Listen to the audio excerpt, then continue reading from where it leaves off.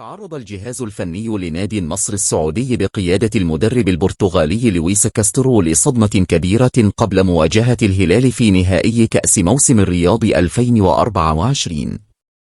الفريق يتأهب لمباراة الديربي المرتقبة يوم الخميس 8 فبراير على ملعب المملكة أرينا، ولكنه يواجه مشكلة حقيقية في مركز حراسة المرمى في ظل غياب الحارس الأجنبي دافيد أوسبينا بسبب الإصابة التي تعرض لها في مباراة إنتر ميامي بكأس موسم الرياض.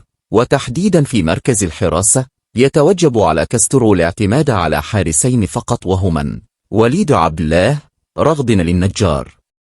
ويبدو أن الأولى لمشاركة وليد عبد الله كأساسي بعد أدائه السابق في مباراة إنتر ميامي، فيما ينظر لجلوس راغد النجار على دكة البدلاء بعد عودته من مشاركته مع منتخب السعودية.